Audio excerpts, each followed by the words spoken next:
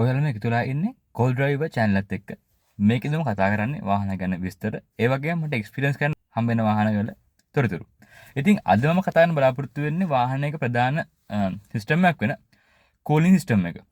එතකොට මුලින්ම කියන්න ඕනේ මම කතා කරන්න යන්නේ වාහනේ එයාර් කන්ඩිෂන් සිස්ටම් එක ගැන නෙවෙයි. මම කතා කරන්න යන්නේ වාහනයක එන්ජින් කූලින් සිස්ටම් එක. මේ එන්ජින් කූලින් සිස්ටම් එකෙන් තමයි වාහනේ එන්ජින් එක ඔප්ටිමම් ටෙම්පරේචර් එක ඔප්ටිමම් උෂ්ණත්වය එක කියන්නේ නියමිත උෂ්ණත්වය පවත්වා ගන්න. එතකොට ඕනම ඉන්ටර්නල් කම්බෂන් එන්ජින් එකක් නැත්නම් අයිස් එන්ජින් එකක් තියෙන වාහනයක තියෙනවා මේ වගේ කූලින් සිස්ටම් එකක්. ඒකෙන් තමයි වාහනේ අර එන්ජින් එක ක්‍රියා කරන්න අවශ්‍ය නියමිත උෂ්ණත්වය එන්ජින් එක පවත්වා ගන්න. ඉතින් වාහනයක කූලින් සිස්ටම් එකක් ගත්තොත් එහෙම ප්‍රධාන වශයෙන් කොටස් කිහිපයක් තියෙනවා. ඒ තමයි කූලන්ට් එක, රේඩියේටර් එක, රේඩියේටර් ෆෑන්ස් තියෙනවා, වෝටර් පම්ප් එක තියෙනවා, තර්මෝස්ටැට් එක තියෙනවා, රේඩියේටර් ලිඩ් එක තියෙනවා, එක්ස්පැන්ෂන් ටැංක් එක තියෙනවා. ඒ වගේම හීටර් කෝර් එක තියෙනවා. ඔය මේ දේවල් ටික තමයි සාමාන්‍යයෙන් වාහනයක තියෙන කූලින් සිස්ටම් එකේ ප්‍රධාන අංගයන් වෙන්නේ. මම පටන් ගන්න කතාව රේඩියේටර් එකෙන්. රේඩියේටර් එකට තමයි අපි කූලර් එක දාන්නේ. ඒ කියන්නේ කූලර් අපි ෆිල් කරන්නේ රේඩියේටර් එකට. රේඩියේටර් එක තියෙනවා උඩින් මේ ලිඩ් එකක් තියෙනවා එතන මේ ඉන්ලට් එකක් තියෙනවා. ඒක තමයි අපි කූලන්ට් පුරවන්නේ.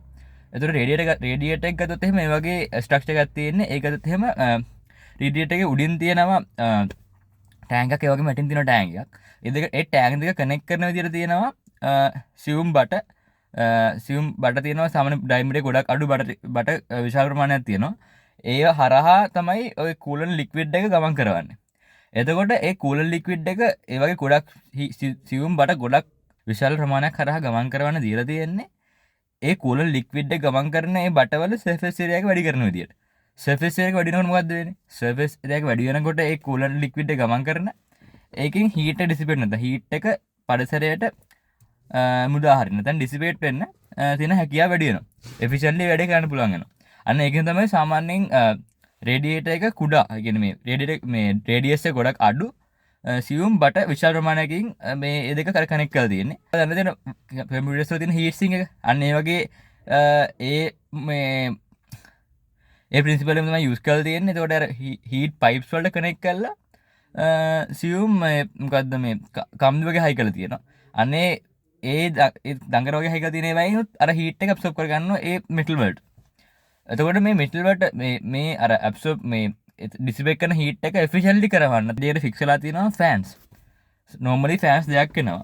ඔය ෆෑන්ස් වලින් තමයි රේඩියේටර් එකේ මම කිව්ව මේ බට හරහා මේ එයාර් ෆ්ලෝ එකක් තියාගන්නේ එක දිගටම. රේඩියේටර් හරහා එයාර් ෆ්ලෝ එකක් තියෙනකොට මොකද්ද වෙන්නේ? අර එෆිෂන්ට්ලි හීට් එක ඩිසිපේට් වෙන්න හැකියාව ලැබෙනවා.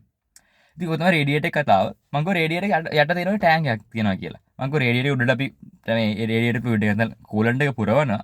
ඒ පිරෙන කූලන්ට් එක අර ලයින්ස් හරහා වෝටර් ලයින්ස් හරහා පහළට ගිහිල්ලා පල්ලෙහා ටැංක් එකේ පිරෙනවා. පල්ලෙහා ටැංක් එකේ තියෙන අවුට්ලට් එකක්. පල්ලෙහා ටැංක් එකේ තියෙන අවුට්ලට් එකක්. ඒ අවුට්ලට් එක තමයි ඒ අවුට්ලට් එකෙන් පිට වෙන කූලන්ට් එක තමයි එන්ජින් එකට යන්නේ. ඒතර එන්ජින් එකට යන කූලන්ට් එක හීට් එක ඇබ්සෝබ් කරගන්නේ කොහොමද? ඒක වෙන්නේ මෙහෙම. එන්ජින් එක ගත්තොත් එහෙම තියෙනවා එන්ජින් එකේ සිලින්ඩර්ස් තියෙනවා. ඉතින් 4 සිලින්ඩර්ස් එන්ජින්ස් V8 එන්ජින්ස් එහෙම එන්ජින්ස් ගොඩක් තියෙනවා.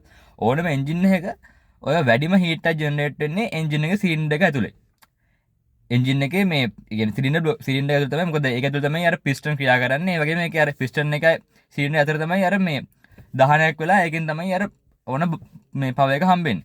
එතකොට එතන හයි හීට් එකක් ලොකු උෂ්ණත්වයක් මේ උෂ්ණත්වයක් ඇති වෙනවා. සාමාන්‍යයෙන් කියනවා සෙල්සියස් අංශක 2500 වගේ උෂ්ණත්වයකට ඒක පත් වෙන්න පුළුවන් කිය. ඒතර ඒ වගේ අධික උෂ්ණත්වයකට පත් වෙන එන්ජින් එකක් ඇතුලෙන් අර හීට් එක එළියට යවන එක තාපය පිට කරන එක වැදගත්. නැත්නම් වෙන්න පුළුවන් දේ තමයි අර පිස්ටන් වල තියෙන පිස්ටන් මේ රත් වෙනකොට එක්ස්පෑන්ඩ් වෙනවනේ. ඕනම මෙටල් එකක් රත් වෙනකොට එක්ස්පෑන්ඩ් වෙනවනේ. එක්ස්පෑන්ඩ් වුණොත් එහෙම ගොඩක් අර නියමිතගේ මේ ගොඩක් එක්ස්පෑන්ඩ් වුණොත් එහෙම අර සීන් එක ඇතුලේ හිර වෙන්න පුළුවන්. අන්න ඒ දේවල් තමයි වෙන්න පුළුවන් වාහනේ අපි හීට් වෙලා තියෙද්දි වාහනේ දාවන කරන්නේ නැත්නම් රේඩියේටර් එක හරියට වැඩ කරන්නේ නැති වුණොත් වෙන්නේ අන්න ඒ වගේ දෙයක්. ඉතින් මම කතා කරේ හිටියේ කොහොමද රේඩියේටර් මේ එන්ජින් එක හරහා මේ මොකද කූලන්ට් ලික්විඩ් එක ගමන් කරන්නේ කියලා. මම කියවනේ සිලින්ඩර්ස් තියෙනවා කියලා. ඔන්න සිලින්ඩර්ස් වලට ලං වෙන විදිහට එන්ජින් එක ඇතුලේ තියෙනවා මේ හිඩස් හදලා තියෙනවා. ඒ හිඩස් හරහා තමයි ඔය කූලන්ට් එක ගමන් කරන්නේ. ඒ හිඩස් හරහා කූලන්ට් එක ගමන් කරනකොට එකෙන් අර එන්ජින් එකේ සිලින්ඩර්ස් වල ජෙනරේට් වෙන හීට් එක ඇබ්සෝබ් කරගන්නවා. අන්නේ හීට ඇබ්සෝබ් කරගත්ත කූලන් ලික්විඩ් එක ආයෙසරයක් මේ රේඩියේටර් එකේ උඩට කනෙක්ට් කරලා රේඩියේටර් එකේ උඩින් තියෙන ඉන්ලට් එකක් මම කියන කූලන් අපි දාන ඉන්ලට් එකේ වෙන ඉන්ලට් එකක් තියෙන මේ හෝස් වලින් කනෙක්ට් වෙච්ච එක. අන්න ඉන්ලට් එකෙන් ආයෙසරයක් කූලන් ලික්විඩ් එක රේඩියේටර් එකට යනවා. ඔය මං කිව්ව සර්කියුලේෂන් එක නිකන් වෙන්නේ නැහැ. ඒකට තියෙන්න ඕනේ මේ අනිවාර්යෙන් මොකක් හරි ෆෝස් එකක්. ඒ කියන්නේ ඒ සර්කියුලේෂන් එක වෙන්න මොකක් හරි තියෙනවනේ බලයක් ක්‍රියාත්මක වෙන්න ඕනේ ඒ වෝටර් පාතය ඇතුළේ කූලන්ට් පාතය ඇතුළේ. අන්න ඒක කරන්නේ වෝටර් පම්ප් එක භාවිතයි. වෝටර් පම්ප් එකෙන් තමයි ඒක කරන්නේ. වෝටර් පම්ප් එක කොහොමද වැඩ කරන්නේ? වෝටර් පම්ප් එක කනෙක්ට් වෙලා තියෙන්නේ මේ අපි එන්ජින් එකටමයි. ඒතර එන්ජින් එකෙන් බෙල්ට් එකක් ඇවිල්ලා තියෙනවා වෝටර් පම්ප් එකට. ඒ වෝටර් පම්ප් එක කරගන්නේ එන්ජින් එකේ පවර් එක යූස් කරලා. ඒ කියන්නේ එන්ජින් එක වැඩ කරනවා අනිවාර්යයෙන් වෝටර් පම්ප් එක වැඩ කරනවා තමයි. අන්න ඒත් එකම හිතා ගන්න ඕනේ. ඉතින් අපි එන්ජින් එක රේස් කරනකොට මොකද වෙන්නේ? වෝටර් පම්ප් එකේ ස්පීඩ් එක වැඩි වෙනවා. කූලන්ට් වල සර්කියුලේෂන් ස්පීඩ් එක වැඩි වෙනවා. එතකොට මේ මම කිව්ව දැන් කූලන්ට් පම්ප් එක ගැන. එතකොට කූලන්ට් පම්ප් එකෙන් මොකද කරන්නේ? අර මං කිව්ව සර්කියුලේෂන් එක තියාගන්න උදව් වෙන්නේ තියාගන්නේ ඒ මේ පම්ප් එකේ. එතකොට තව දෙයක් කතා කරන්න ඕනේ. දැන් වාහනයක් අපි කෝල්ඩ් ස්ටාර්ට් එක කියන්නේ නවත්තලා ඉතින් ස්ටාර්ට් කරාම පස්සේ එන්ජින් එක ගොඩක් කූල් වෙලා තියෙන්නේ. එතකොට එන්ජින් එක කූල් වෙලා තියෙන එන්ජින් එක එකපාරට ස්ටාර්ට් කරාම පස්සේ ඒක වැඩ කරන්නේ එෆිෂන්ට්ලි නෙවෙයි. මොකද එන්ජින් එකක් වැඩ කරන්න ඕන ඔප්ටිමම් ටෙම්පරේචර් එකක් තියෙනවා. ඒ ඔප්ටිමම් ටෙම්පරේචර් වඩා එන්ජින් එකේ ටෙම්පරේචර් වැඩි වුණොත් එහෙනම් මොකද්ද වෙන්නේ? එන්ජින් එකට හානි වෙන්න පුළුවන්. ඒ ඔප්ටිමම් ටෙම්පරේචර් වඩා එන්ජින් එකේ ටෙම්පරේචර් අඩු නම් මොකද්ද වෙන්නේ? වැඩ කරන එක එෆිෂන්සි ගොඩක් අඩුයි. අන්නේ අර ඔප්ටිමම් ටෙම්පරේචර් එකට වාහනේ එන්ජින් එක එනකන් අපි එන්ජින් එකේ හීට් එක ඩිසිපේට් කරන එක නවත්ත ගන්න ඕනේ. අන්න ඒකට සිස්ටම් එකක් තියෙනවා මේ කූලින් සිස්ටම් එක ඇතුලේ. ඒක තමයි තියෙන්නේ ඉනර් ලූප් එකක් හරහා කූලන්ට් එක යවන එක. කලින් කතා කර සර්කියුලේෂන් පාත් එක තියෙන්නේ රේඩියේටර් එකෙන් කූලන්ට් එනවා ආයෙත් එන්ජින් එකට යනවා එන්ජින් එකෙන් පිට වෙන කූලන්ට් ටික පම්ප් එකෙන් ඒ කියන්නේ කූලන්ට් පම්ප් එකෙන් මේ වෙන ෆෝර්ස් එක හින්දා ආයෙසරක් රේඩියේටර් යනවා කියලා. අන්න ඔය රේඩියේටර් එකට යන පාත් එක රේඩියේටර් එකට යන්නේ නැතුව බයිපාස් කරලා වෙනම කූලන්ට් පාත් එකක් තියෙනවා මේ කූලන්ට් සිස්ටම් එකේ. ඒකෙදි මොකද්ද වෙන්නේ? වාහනේ ඔප්ටිමම් එන්ජින් එක ඔප්ටිමම් ටෙම්පරේචර් එනකන් රේඩියේටර් එක හරහා කූලන්ට් යවන්නේ නැතුව අර බයිපාස් රෝඩ් එකේ බයිපාස් පාත් එකේ තමයි බයිපාස් කරපු පාත් එකේ තමයි කූලන්ට් යවන්නේ. එතකොට මොකද්ද වෙන්නේ? කූලන්ට් වල හීට් ඩිසිපේට් වෙන එක ගොඩක් අඩු කරනවා. ඒක කරන්න හේතුව මොකද්ද? එන්ජින් එක අර ඔප්ටිමම් ටෙම්පරේචර් ඉක්මනට ළඟා කරගන්න. එතකොට දැන් මේ ක්‍රියාවලිය මේ ඩිසිෂන් එක අරන් මේ වැඩේ වෙරන්න තියෙන උපාංගයක්. ඒකට කියන්නේ තර්මෝස්ටැට් එක කියලා. තර්මෝස්ටැට් එකෙන් තමයි මේ අර අපි එන්ජින් එක ඔප්ටිමම් ටෙම්පරේචර් එනකන් ඉන ලූප් එක මේ කූලන්ට් යවලා ඔප්ටිමම් ටෙම්පරේචර් ආවන් පස්සේ එන්ජින් එක ඉන ලූප් එක කට් කරලා ඉන ලූප් එක වහලා අවුටර් ලූප් එක කියන්නේ රේඩියේටර් එක හරහා කූලන්ට් යවන්නේ. තර්මෝස්ටැට් එක වැඩ කරන විදිහ මම සරලව කියන්නම්. හිතන්න අපි තුම්මන් හන්දියක් තියෙනවා.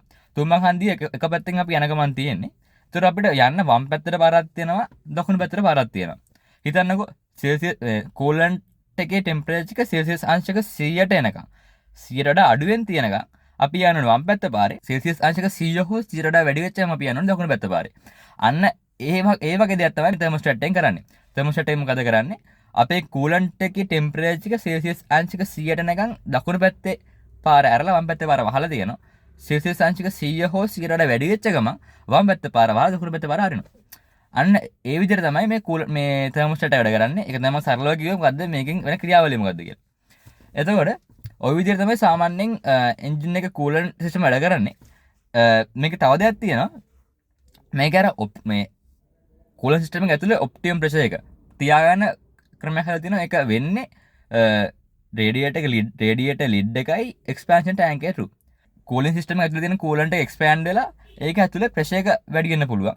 අන්න ඒක බැලන්ස් කරන්න විදියක් හදලා තියෙනවා. ඒක තමයි රේඩියේටර් කැප් එක. රේඩියේටර් කැප් එක හදලා තියෙන්නේ මේ ඇතුලේ ප්‍රෙෂර් එක වැඩි වුණාම පස්සේ පොඩ්ඩක් උඩට ඉස්සෙන්න. ඒක ස්ප්‍රින් එකක් තියෙනවා. ඒක උඩට පොඩ්ඩක් ඉස්සෙන්න. ඒක පොඩ්ඩක් උඩට ඉස්සුනහම මොකද්ද වෙන්නේ? අර රේඩියේටර් කැප් එක කියන්නේ ලිඩ් එක ගාවින්ම ආයෙත් තියෙනවා මේ කූලන්ට් අවුට්ලට් එක. අන්න කූලන්ට් අවුට්ලට් එකෙන් කියන්නේ කූලන්ට් අවුට්ලට් එක ඕපන් වෙන්නේ ලිඩ් එක පොඩ්ඩක් උඩට ඇරුණා. මේක ප්‍රෙෂර් ගන්නවා තමයි ඒක පොඩ්ඩක් මේ ප්‍රෙෂර් එක අඩනවා තමයි ඒ කූලන්ට් අවුට්ලට් එක ඕපන් වෙන්නේ. අන්න ඔය මේ ඕපන් වෙච්ච කූලන්ට් අවුට්ලට් එක through අර ප්‍රෙෂර් වෙච්ච කූලන්ට් ගිහිල්ලා එක්ස්පැන්ෂන් ටැංක් එකට පිරෙනවා. එක්ස්පැන්ෂන් ටැංක් එක කනෙක්ට් කරලා තියෙන්නේ ඔය මං කිව්වා මේ ලිඩ් එක ගාගෙන කූලන්ට් අවුට්ලට් එකට. ඒ අවුට්ලට් එකෙන් පිට වෙන කූලන්ට් ගිහිල්ලා එක්ස්පැන්ෂන් ටැංක් එකේ පිරෙනවා. එතකොට ආයෙසරක් හිතනකෝ මේ කූලන්ට් සිස්ටම් එකේ ප්‍රශ්නේ අඩු වෙලා කූලන්ට් වල වොලියුම් එක අඩු වෙලා ප්‍රෙෂර් එක ආයෙසර ඩ්‍රොප් වුණා කියලා. අන්නේ ප්‍රෙෂර් එක ආයෙසර බැලන්ස් කරන්න මොකද්ද වෙන්නේ? එක්ස්පැන්ෂන් ටැංක් එකේ ආයෙසරයක් මේ අර මං කිව්වා අවුට්ලට් එකෙන්ම ආයෙසරක් කූලන්ට් ලික්විඩ් එක රේඩියේටර් ඇතුළට එනවා. ඔන්න ඔය විදිහට තමයි අර ඕකේ ප්‍රෙෂර් බැලන්ස් එක වෙන්නේ. එතකොට මේ අර රේඩියේටර් එක ලිඩ් එකත් වෙනවා මෙකැනිසම් එකක්. මම තව කිව්වා කම්පොනන්ට් එකක් ගැන වාහනයක කූලින් සිස්ටම් එකේ දාන අංගයක් විදිහට. ඒක තමයි හීටර් කෝ එක. ඇත්තටම හීටර් කෝ එක තියෙන්නේ වාහනේ එන්ජින් එක කූල් කරන්න නෙවෙයි. එන්ජින් එකේ රස්නේ පාවිච්චි කරලා කැබින් එක කූල් කරන්න. ලංකාවේ ඇත්තටම මේක ඔය ඒ ක්‍රම වැඩි භාවිත වෙනවා. මොකද ලංකාවේ ඇත්තටම මේ ගොඩක් රස්නේ තියෙන රටක්. හැබැයි හිතන්නකෝ ඔයා ඉන්නවා කියලා ගොඩක් සීතල පැත්තක සීතල රටක ඒ කියන්නේ අයිස් වෙනවා කියන එක. අන්න ඒ වගේ තැනක වෙලාවකදී පාවිච්චි කරන් තියෙනවා වාහනයක හීටර් එක කියලා කියනවා. හීටර් එක කියලා එකක් තියෙනවා. අන්න හීටර් එක වැඩ කරන්නේ මේ හීටර් කෝ කියලා දෙයක් පාවිච්චි කරලා. හීටර් කෝ එක කියලා කියන්නේ සාමාන්‍ය මං කියව රේඩියේටර් එක. රේඩියේටර් එකම මිනි වර්ෂන් එක. රේඩියේටර් එකෙන් මොකද කරන්නේ? කූලන්ට් වල හීට් එක පරිසරයට ඩිසිපේට් කරනවා. ඔය මං කිව්ව හීටර් කෝ එකෙන් කරන්නේ මොකද්ද? හීට් එක ඇබ්සෝබ් කරන් එන්ජින් එකෙන් එළියට එන කූලන්ට් ලික්විඩ් එක මේ හීටර් කෝ එක හරහා යවලා ඒ හීටර් කෝ එක දෙන හයි කරලා තියෙන ෆෑන් එක through ඒකේ රස්නේ කැබින් එක ඇතුළට. ඒ කියන්නේ අපි වාහනේ අපි යන කැබින් එකේ තියෙන්නේ. අන්න ඒ කැබින් එක ඇතුළට හීට් එක මේ ලබා ගන්න. ඒක කරන්නේ සාමාන්‍ය අපිට මේ සීතල වෙලාවක යන්නේ අපිට මේ අර කැබින් එක රැක් කරගන්න තමයි කරන්නේ. ඉතින් ඒක වෙන්නේ අපි දැන් සාමාන්‍යයෙන් වාහනේ තියෙනවා මේ ඔය හීටර් කියලා බටන් එකක් තියෙනවා. නැත්නම් බටන් එකක් හරි අලුත් වාහන ස්ක්‍රීන් එක තියෙන එක මේ හීටර් ඔන් කරන්න. ඒ අපි ස්විච් ඔන් කරාම පස්සේ මොකද වෙන්නේ? අර කූලන්ට් අවුට්ලට් එක තියෙන්නේ එන්ජින් එකේ. අන්නේ කූලන්ට් අවුට් එකක් ඕපන් වෙනවා මේ හීටර් කෝ එකට. හීටර් කෝ එක හරහා එතකොට කූලන්ට් යන පටන් ගන්නවා. අන්න ඒ හීටර් කෝ එක හරහා යන කූලන්ට් වලින් හීට් එක ඩිසිපේට් කරලා වෙලා ඒ ඩිසිපේට් වෙන හීට් එක කැබින් එක තුළ එනවා. එහෙම තමයි ඒ මොකද්ද හීටර් එක නැත්නම් හීටර් කෝ එක වැඩ කරන්නේ කැබින් එක රත් කරන්න.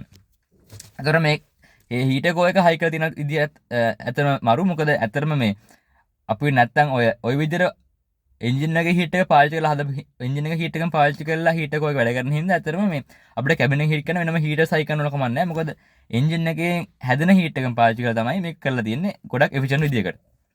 ඉතින් ඔය දේවල් ටික තමයි මේ වාහනයක කූලින් සිස්ටම් එක ගැන කියන්න තියෙන්නේ. එන්ජින් එක වාහනයක එන්ජින් එකේ කූලින් සිස්ටම් එක ඇත්තටම ගොඩක්ම වැදගත්. මොකද එන්ජින් එකේ කූලින් සිස්ටම් එක හදිස්සියවත් මොකක් හරි විදිහට ඩවුන් වුණොත්, ඒ කියන්නේ කැඩුනොත්, වැඩ කරන්න නැතුව ගියොත්, නැත්නම් වැඩ කරන විදිහ අඩු වුණොත් එහෙම මොකද්ද වෙන්නේ? එන්ජින් එක හීට් වෙනවා. එන්ජින් එක හීට් වුණාම පස්සේ වෙන්න පුළුවන් දේවල් ගොඩක් තියෙනවා. එකක් තමයි වාහනේ එන්ජින් එක සීස් වෙන්න පුළුවන්, නැත්නම් හිර වෙන්න පුළුවන්. මොකද එහෙම වෙන්නේ මම ඔයාලට කලින් කිව්වා අර එන්ජින් එකේ පිස්ටන්, ඒ කියන්නේ සිලින්ඩර් ඇතුලේ පිස්ටන් වැඩ කරන පිස්ටන් ගොඩ එක්ස්පෑන්ඩ් වුණොත් එහෙම මේ සිලින්ඩර් එක ඇතුලේ හිර වෙන්න පුළුවන්. ඔය පිස්ටන් ඉතින් උනම් පස්සේ සිලින්ඩර්ස් හීරිලා ආයෙසරක් එන්ජින් රිපෙයාර් බඩපත් වෙන්න පුළුවන්. එන්ජින් රිපෙයාර් කරන්න සතර වෙන්න පුළුවන්. ඒ විතරක් ගොඩක් මවුල් වුණොත් එහෙම අපිට එන්ජින් එකක් තියන්න උනත් වෙන්න පුළුවන්. ඒකට ලොකු කොස්ට් එකක් කියන්නේ ලොකු අලාභයක් වෙන්න පුළුවන් එහෙම වුණොත් එහෙම. ඒ විතරක් නෙවෙයි වාහන ගිනි ගන්න පුළුවන් මේ එන්ජින් හීට් වෙලා. මොකද ඔය මං කිව්වා සෙල්සියස් අංශය 2500 වගේ රත් වෙනවා මේ සිලින්ඩර් ඇතුලේ. එතකොට ඒ හීට් එක අපිට පිට කරන්න දෙන්නේ නැත්නම් හරියට ඒ හීටර් හැඩ පිට කරන්න දෙන්නේ නැත්නම් වාහනයට ඒ වාහනේ එන්ජින් එක පුපුරලා යනවා වගේ දෙයක් වෙන්න පුළුවන්. ඒ වගේම ගිනි ගන්න පුළුවන්. ඉතින් ඇත්තටම ඔයාලා තේරෙනවද මේක අර කූලින් සිස්ටම් එක හරි විදියට මේන්ටේන් වෙලා මේකේ තියෙන කොම්පොනන්ට්ස් වැඩ කරන විදිය දැනගෙන තමයි once a week විතර මේ කූලන්ට් ලෙවල් එක ගැන චෙක් කරලා වාහනේ පදිනවා නම් ඇත්තටම වැඩි හොඳයි. මොකද රේඩියේටර් එක ලීක් එකක් තිබුණොත් නැත්නම් රේඩියේටර් එක ෆෑන් එකකට ගන්න තුනොත් එහෙම මේ අර ඒ සිස්ටම් එකේ තියෙන පොඩි කම්පොනන්ට් එක පොඩි කම්පොනන්ට් එකේ මැල්ෆන්ක්ෂන් එකක් වුණොත් එහෙම ඒක බලපාන්න පුළුවන් වාහනේ හීට් වෙන්න. ඒ වගේම එන්ජින් රිපෙයාර් එකක් බවට පත් වෙන්න පුළුවන්. ඒ වගේම අනුතුනක් වුණත් වෙන්න පුළුවන්. ඉතින් ඒ ගැන සැලකිලිමත් වෙන්න. ඒ විතරක් නෙමෙයි වාහනේ එන්ජින් එකේ හීට් එක ඔප්ටිමම් අගය එක තියද බලන්න. ඒ කියන්නේ එන්ජින් එකේ හීට් වල බලන්න ඔයාලා බලන්න පුළුවන් වාහනේ තියෙන ඩෑෂ්බෝඩ් එකේ හීට් එක එන්ජින් හීට් එක පෙන්වලා තියෙනවා ඉන්ඩිකේටර් එක. අන්න ඒක හොට් කූල් කියලා තියෙන. ඒ කියන්නේ යට C එකකින් උඩ H කියලා තියෙන ඒක වෙනස් වෙන්න පුළුවන් එක වාහනත් එක. ඔය හොට් කූල් අතර තමයි වාහනේ එන්ජින් එකේ මේ හීට් එක පෙන්වන ඉන්ඩිකේටර් එක තියෙන්න ඕනේ. වාහනේ සාමාන්‍ය ක්‍රියා කරන වෙලාවදී. ඔය මැදගේට වඩා උඩට යනවා කියන්නේ අනිවාර්යෙන් එන්ජින් එකේ කූලින් සිස්ටම් එකේ මොකක් හරි අවුලක් තියෙනවා. වාහනේ එන්ජින් එක හීට් වෙනවා වැඩි. ඒකින්ද අන්න ඒ වගේ වෙලාවක් වුණත් අනිවාර්යයෙන්ම චෙක් කරගන්න. යනකොට හදිස්සියෙන් පොඩ්ඩක් ඔය මේ හීට් එක නැත්නම් හීට් ඉන්ඩිකේටර් එක ටෙම්පරේචර් ඉන්ඩිකේටර් එක පොඩ්ඩක් බලන්න. එතකොට ඔයාලට දැනගන්න පුළුවන් වාහනේ එන්ජින් එක රත් වෙලාද නැත්නම් මේ තියෙන හරි යකේකද තියෙන්නේ කියලා. එතකොට ඒ ඉන්ඩිකේටර් සාමාන්‍යයෙන් තියෙන්න ඕනේ හොට් කූල් අතර හරි මැද හරිය තමයි හරිනම් තියෙන්න ඕනේ සාමාන්‍ය එන්ජින් එක වැඩ කරනකොට. ඉතින් ඒ දේවල් ටික තමයි වාහනයේ එන්ජින් කූලින් සිස්ටම් එක තියෙන්නේ. එතකොට ඕක අලුත් ටෙක්නොලොජිස් එක තවදුරටත් ඒවල් ඇඩ්ලා තියෙන්න පුළුවන්. හැබැයි බේසිකලි ක්‍රියාකාරීත්වය ඒ වගේම කම්පොනන්ට්ස් වෙන්නේ ওই දේවල් ටික තමයි. ඉතින් ඔයාලත් එන්ජින් කූලින් සිස්ටම් ගැන දන්න දේවල් කමෙන්ට් කරන්න. ඒ වගේම ඔයාලත් මොකක් හරි එක්ස්පීරියන්ස් තියෙනවා නම් වාහන හීට් වෙලා ඒව කමෙන්ට් කරන්න. ඒ වගේම ඔයාලා දැනගන්න කැමති වාහන වල ටෙක්නොලොජිස් ඒ වගේම සිස්ටම්ස් ගැන තියෙනවා නම් ඒව කමෙන්ට් කරන්න. අපි ඉස්සරහට ගැන කතා කරමු. ඉතින් ආයෙත් දවසක අපි වාහන වල ටෙක්නොලොජිස් ගැන ඒ වගේම සිස්ටම්ස් ගැන කතා කරමු.